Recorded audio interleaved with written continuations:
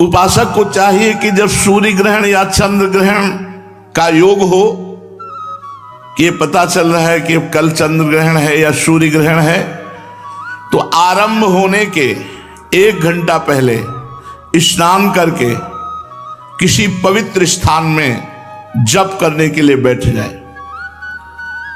और जब चंद्र ग्रहण या सूर्य ग्रहण पूर्ण हो जाए तब आधा घंटा और बाद तक मंत्र का जाप पूर्ण करके एकाग्र चित्त से स्थिरता पूर्वक नाम जप, गायत्री पुरस्चरण या जो गुरु मंत्र मिला है, इनके करने से महान लाभ होता है। कई गुना बढ़कर जप हो जाता है चंद्र ग्रहण सूर्य ग्रहण में। आधा घंटे बाद फिर स्नान करके पवित्र तीर्थ आदि में फिर अपनी दिनचर्या में करे। ग्रहण के समय जप का बहुत बड़ा विधान है। जब ग्रहण पड़ने को हो तो पवित्र अपने लोगों ने भी अनुष्ठान किया है, यहां भी किया है, ब्रज में भी किया है। राधा कुंड में जाके इतने खड़े होकर जितनी देर चंद्र ग्रहण या सूर्य ग्रहण पड़े उतनी देर जप का सौभाग्य ऐसे। और फिर गंगा यमुना तो सेवन होता ही रहा।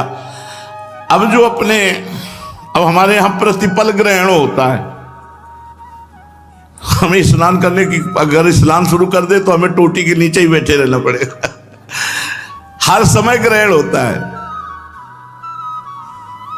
प्रिया मुख चंद्र को, अब वो सब एकांतिक विषय है।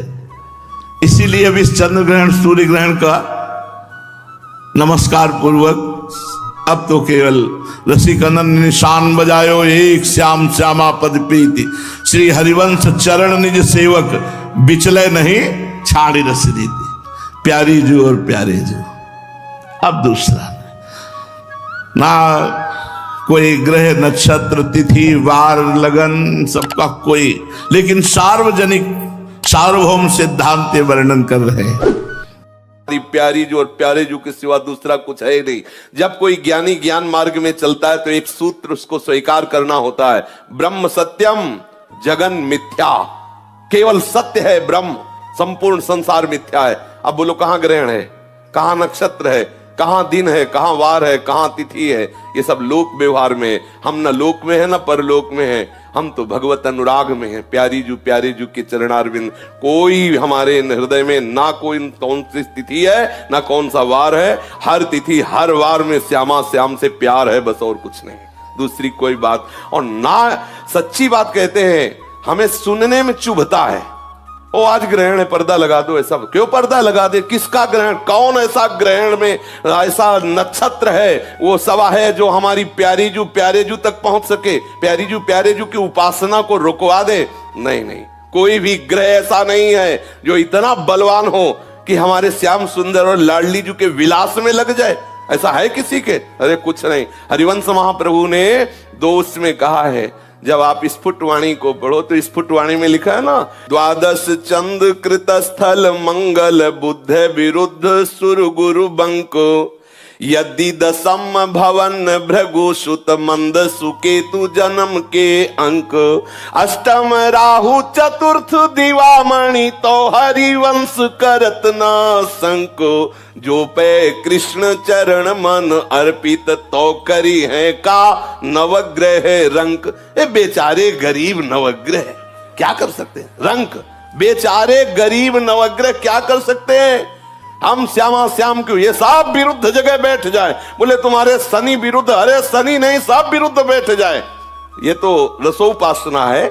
श्री तुलसीदास जी कहते, जानकी नाथ सहाय करे तब कौनो बिगाड़ी सके नर तेरो। उसमें एक पंक्ति, शुक्र शनिचर राहु केतु सब वही है क्षण में तेरो चेरो, जानकी नाथ सहाय करे तब कौन बिगाड़ इसमें करे, जो पे कृष्ण चरण मन अर्पित। और यहाँ महाप्रभु कृष्ण चरण, और जहां कृष्ण जिन चरणों में अर्पित है हम उनकी उपासना में मगन। श्री राधा जुग चरण निवास, सब ग्रह नक्षत्र अनुकूल हो, भानु दशम जन्म निशापति मंगल बुद्ध शिवस्त लली के, जो गुरु होए धर्म भवन के तो भृगुनंद सुमंद नवी के तीसरो के तू समेत विधुग्रस तो हरिवंश मन क्रम फीके गोविंद छाड़ी भ्रमंत दसो दिस तो करी है का नवग्रह नीके।